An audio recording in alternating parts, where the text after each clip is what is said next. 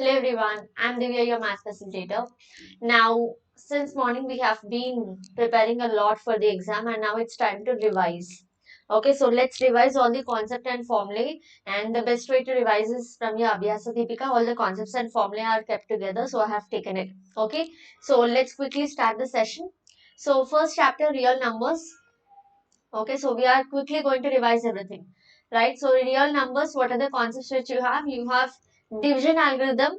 Okay, so if you are dividing a number by a, so you have a quotient and a remainder. So you can write b equal to a cube plus r, or if this number, if you are taking it as a and this as b, you can write a equal to b cube plus r. Okay, so just going by the given terms here.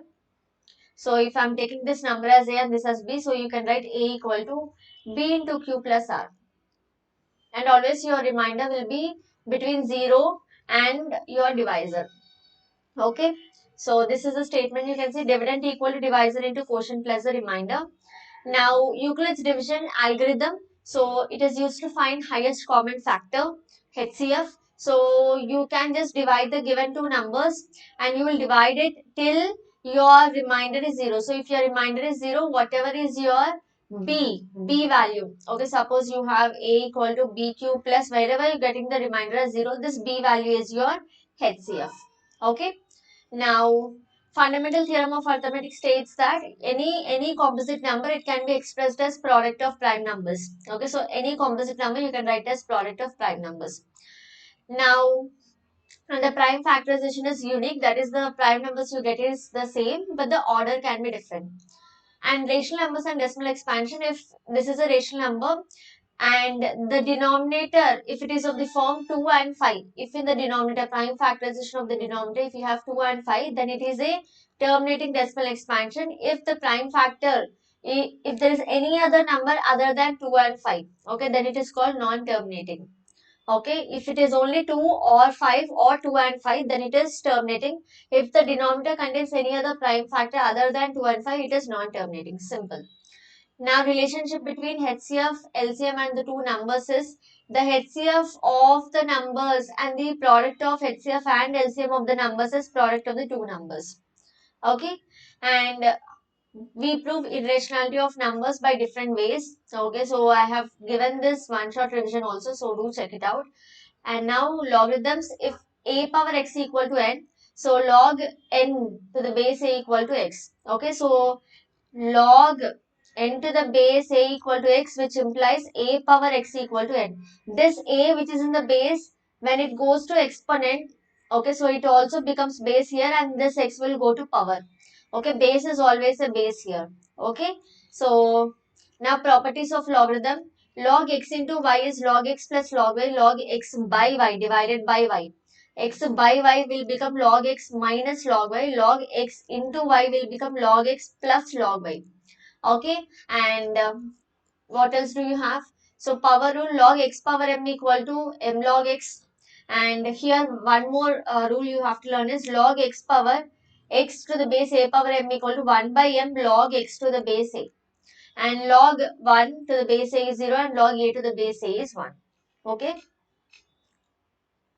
So this is chapter number 1. Now proceeding to chapter number 2. So sets. So if you are going to consider the union of sets, okay, for union of sets you will take all the elements.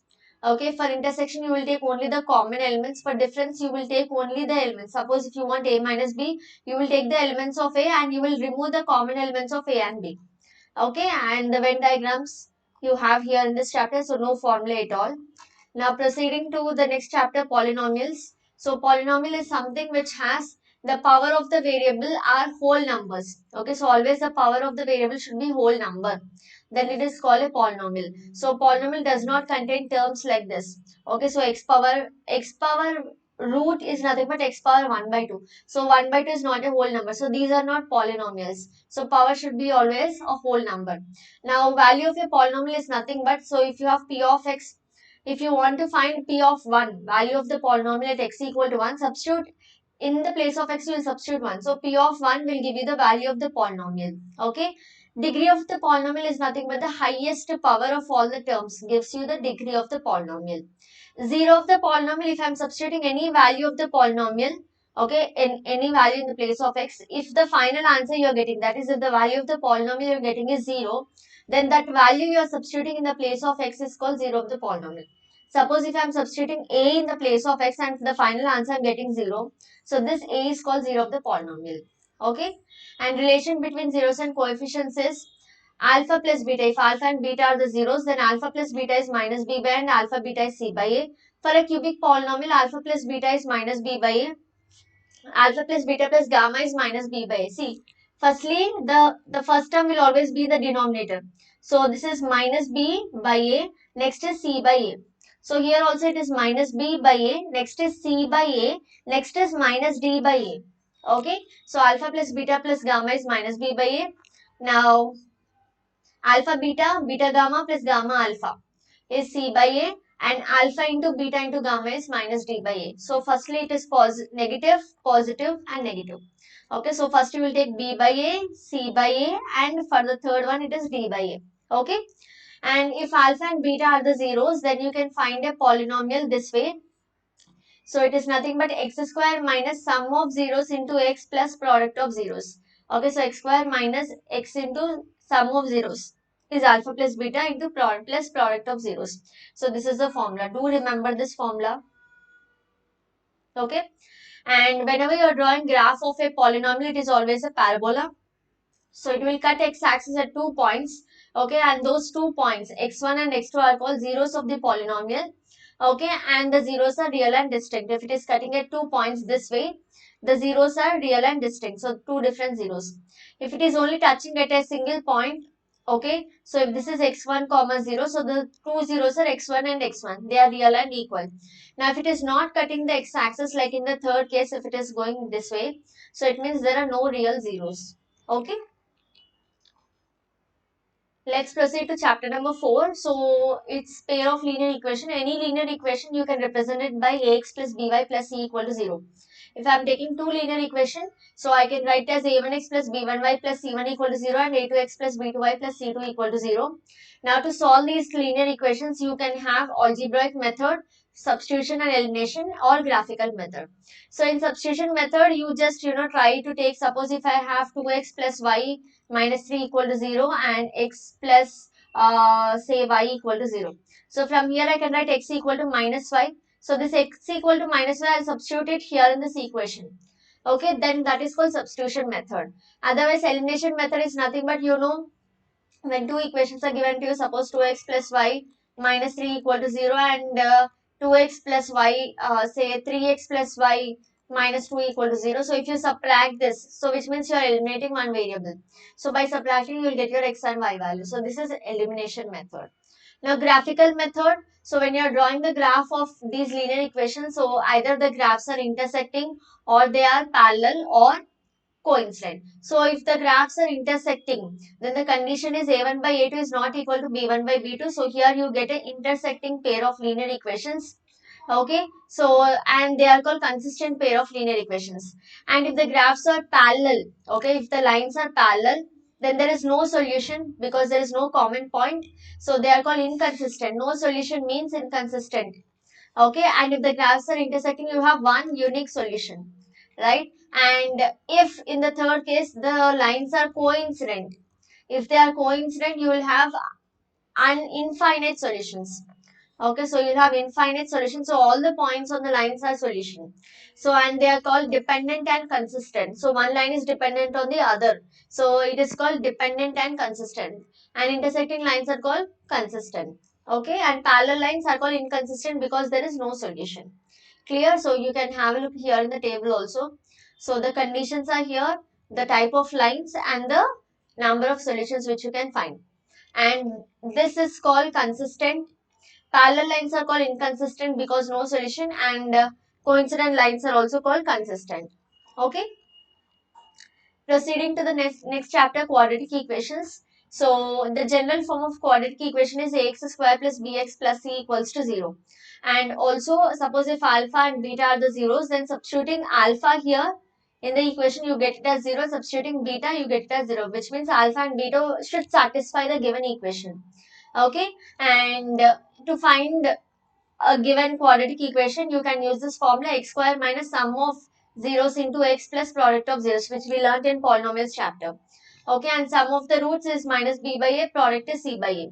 Now, quadratic formula, you can use factorization, that is splitting the middle term, which you have learnt in your 9th class, or quadratic formula. Okay, so if you are using quadratic formula, see here, and if x minus alpha, x minus beta are the roots, then you can write x equal to alpha and x equal to beta. Okay, and the quadratic formula is here. So x you can find it by minus b plus or minus root over b square minus 4ac upon 2a. Substitute all the values, you will get x values. Now here, to find the nature of the roots, you take b square minus 4ac is called discriminant. So you take that value, you calculate what is that value. If that discriminant value, if it is positive, you will get two distinct real roots. If it is equal to 0, you will have two equal roots, and if it is less than 0, you will have imaginary roots. Okay, so this is the entire concept of your quadratic equation. So make a note of all these formulae.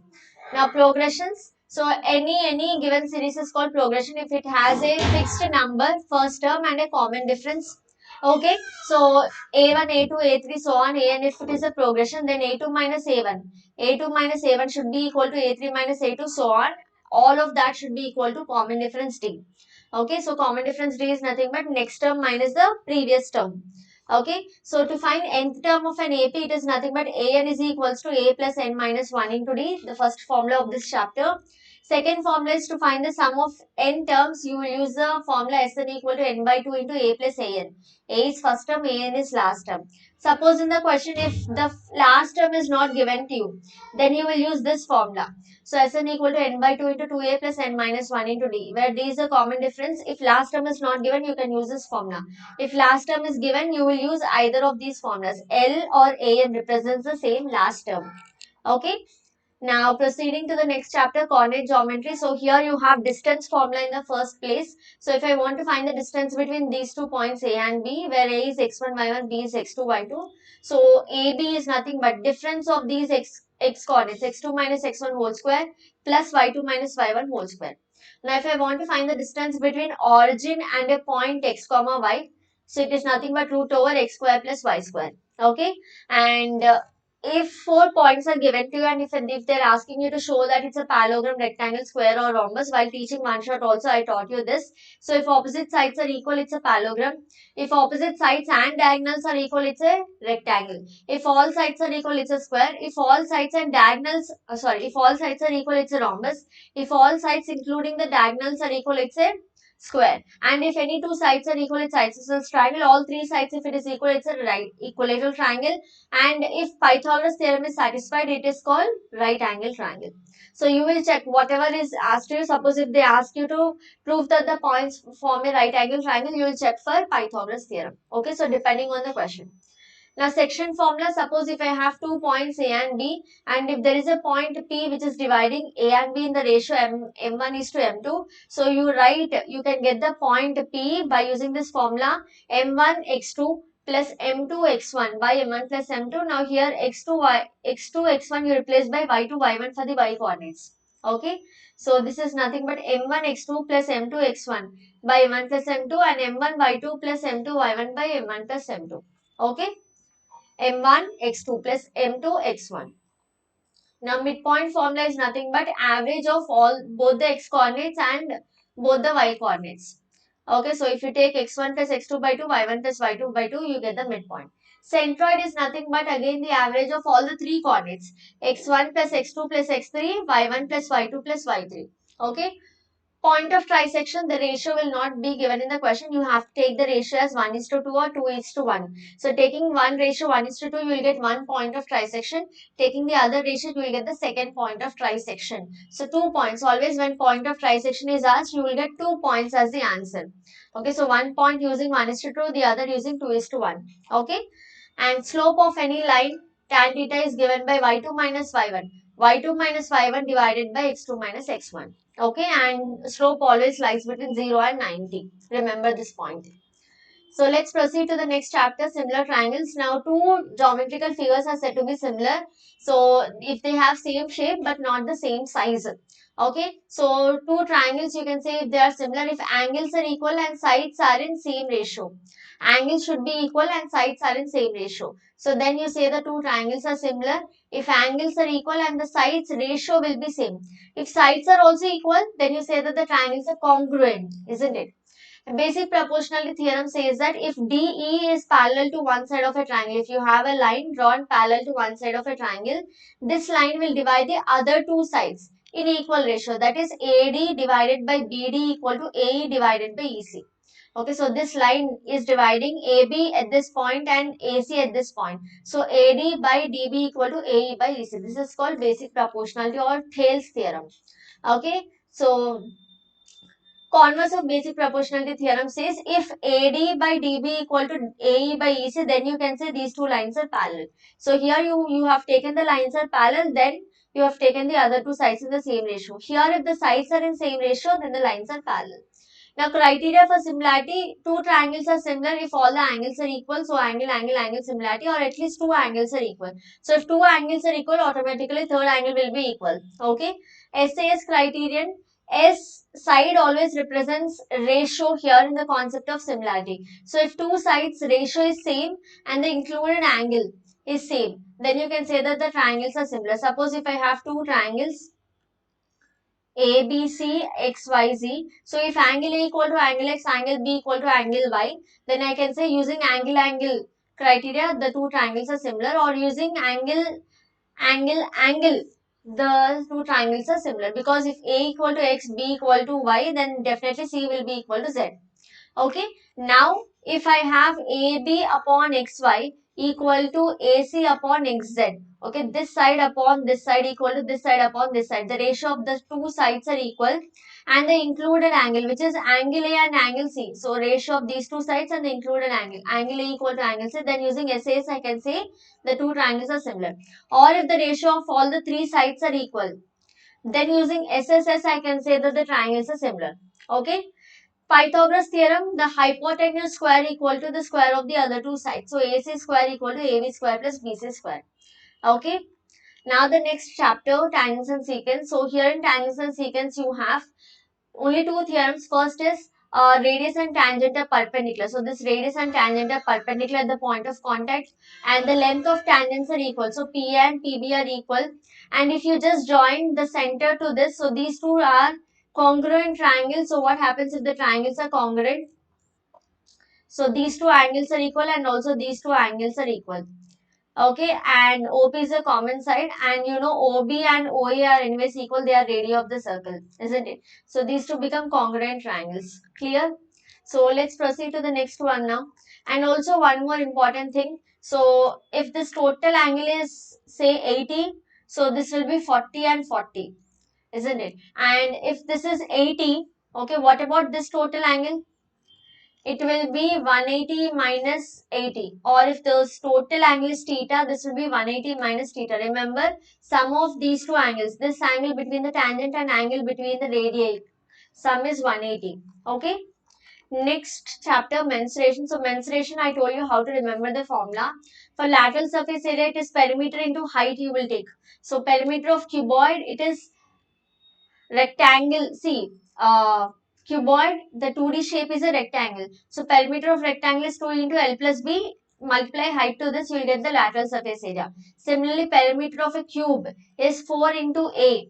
Multiply height here, height is also A. So you get 4A square. Now perimeter here this is a circle. So perimeter of circle or circumference of circle is 2 pi r. To that multiply h. Now for cone it's a different formula, it is pi rl. And sphere and hemisphere, learn it together, it is 4 pi r square, and half of sphere is hemisphere. Now total surface area is nothing but, see here, you have LBH. So you have 2H into L. This is nothing but 2LH plus 2BH. Okay, so 2LH plus 2BH. Now 2LB also you will add it here. Okay, and this is 6A square, all the sides included, top and bottom also, total surface area of cube. Now total surface area of cylinder is nothing but 2 pi RH plus 2 times the top and bottom circle portion. So 2 pi RH plus 2 pi r square. Now for cone, it is pi RL plus one circle portion pi r square. Total surface area you're calculating. Now sphere, lateral and total surface are same for sphere, and hemisphere lateral surface is 2 pi r square, which is half of the sphere. Total is nothing but lateral plus the circular portion above. So it is 1 pi r square. So you get 3 pi r square. Now for volume of any of this object, you can take area of the 2D shape into height. So this is rectangle shape for cuboid. So 2D shape, rectangle area is length into breadth. Through that you will just multiply height. Cube is a square shape. So area of square is a square. To that you multiply height. Now cylinder 2D shape, I can say it is circle. So circle area is pi r square. To that you multiply height. Now cone is 1/3 of the cylinder. So if cylinder is pi r square h, cone is 1/3 pi r square h. Now sphere and hemisphere you will learn together. Sphere is 4/3 pi r cube. Since it is volume, you will take r cube. Okay, if it is area, it is only r square. Okay, and you have 4 in both the cases. This is 4/3 pi r cube. And for hemisphere, you will make this half. So it is 2/3 pi r cube. So these are the basic formulas. So if you know the formula, you can do the problems of surface areas. Okay. Now trigonometry. So if I take any angle as reference, so this will be the opposite side. This is the adjacent side and this is the hypotenuse opposite to your 90. Okay. So depending on that, you have your sine, cos, tan. So sine, cos, tan is nothing but opposite, adjacent and hypotenuse you can write here, and opposite upon adjacent you just write it here. So these are the three ratios you can remember this way.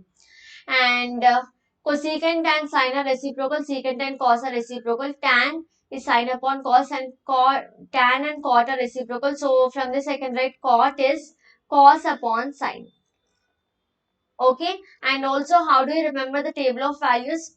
So sine is an increasing function here and cos is decreasing function. So it increases from 0 to 1.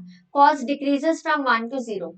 Okay, and also sine 0 is 0, sine 90 is 1, cos 0 is 1, the reverse of it. So how do you write this value? So you just take, see here, you just start with 0. Okay, write 1, 2, 3, 4, divide all the values by 4 and take a square root, you will get all the sine values from this.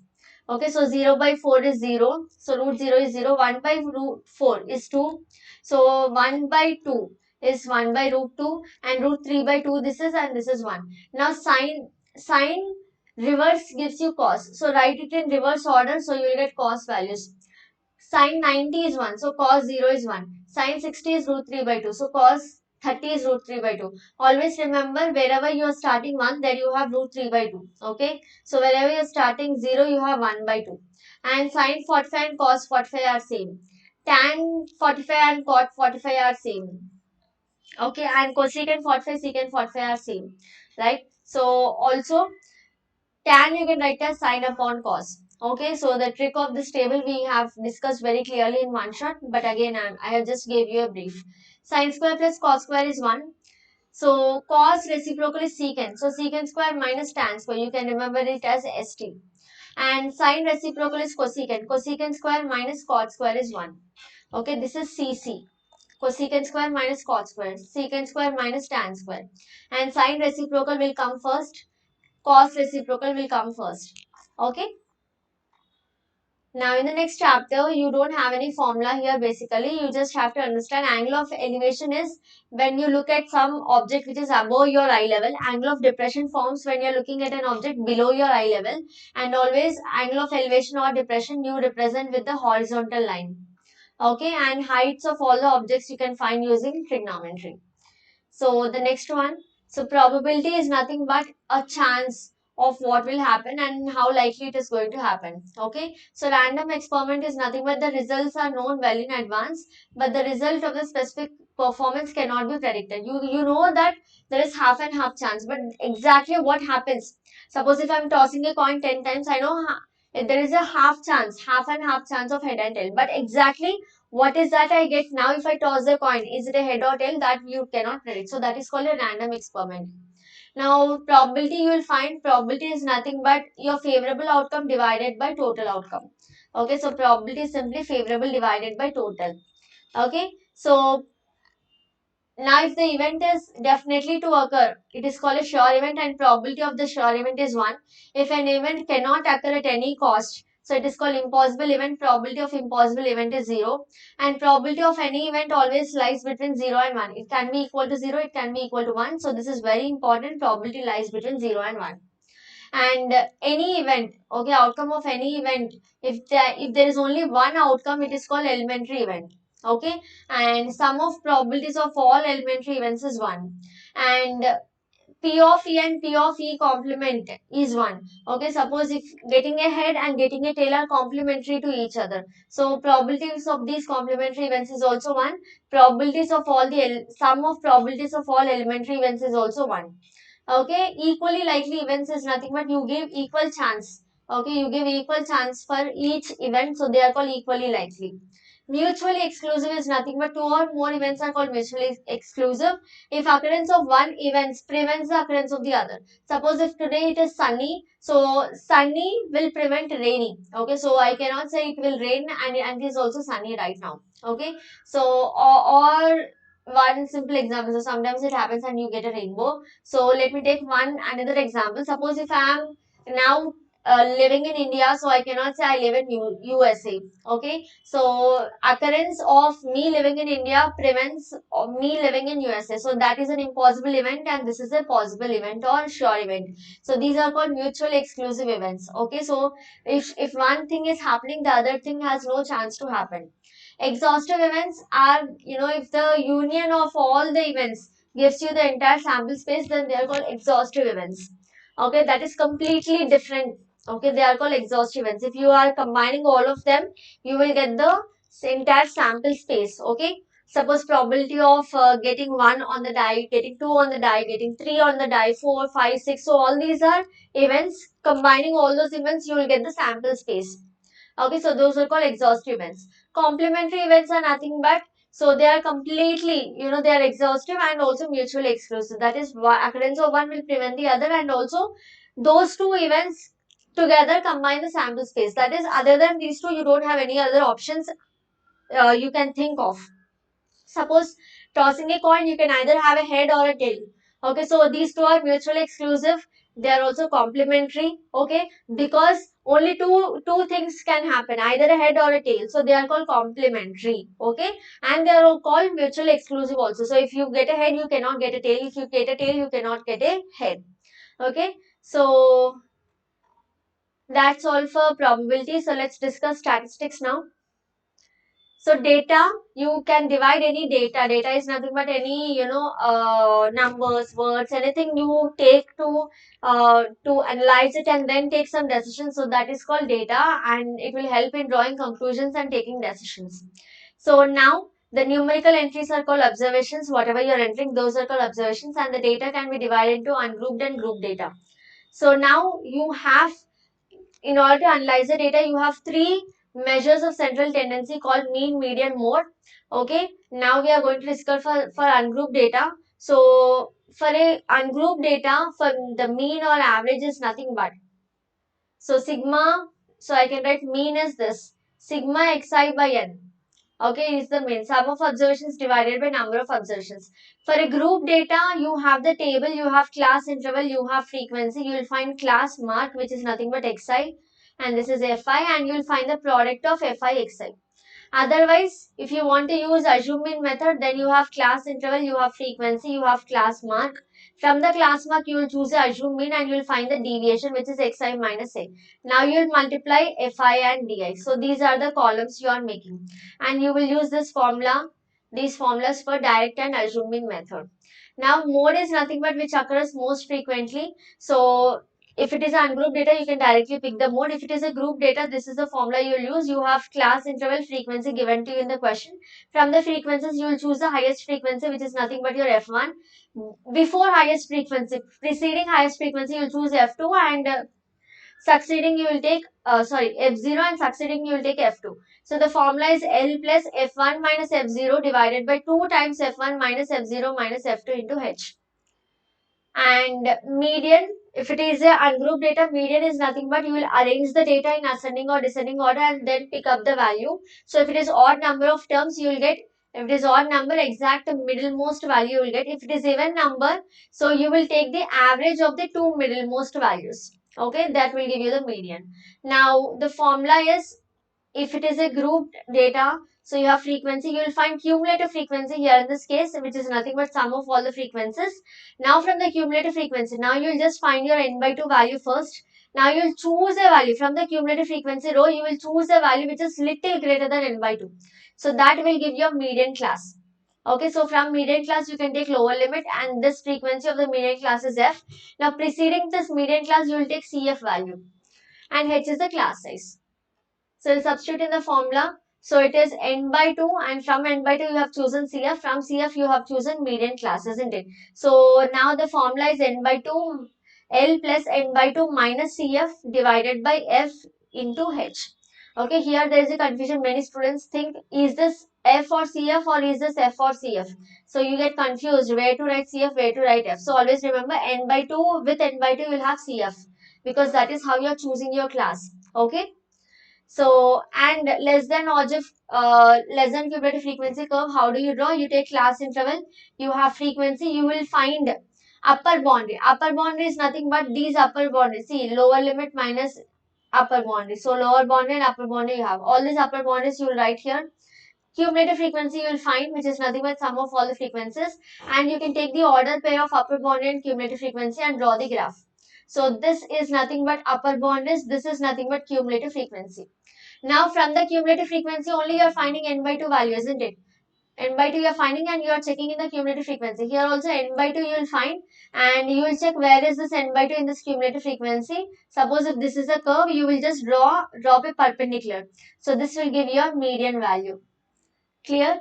Okay, so these are all the concepts which we have covered very quickly. So I try to cover very quickly without wasting your time. So I hope you have understood it, and this is the quick revision of all your concepts of your entire class 10 max. So all the very best people. So you are with me since today afternoon, and I hope you have prepared very well now. So do revise all the concepts again. Once again, do download all the PDFs from Max Facilitator website.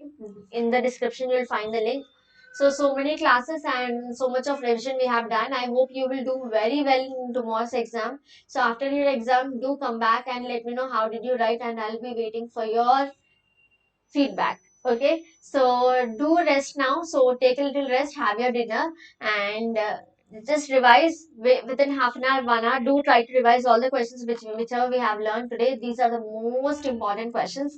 So complete max within a period of half day. I have revised so many questions, so many objectives, all the important models covered. So I am expecting much higher score from you. So do let me know after your exam, and you can also send me a question paper in Instagram, or you can also email me. Okay, so I'll see you all tomorrow. So don't forget to tell me your response, and all the very best people. God bless you all. So I wish you all will crack your exam. Take care, bye bye.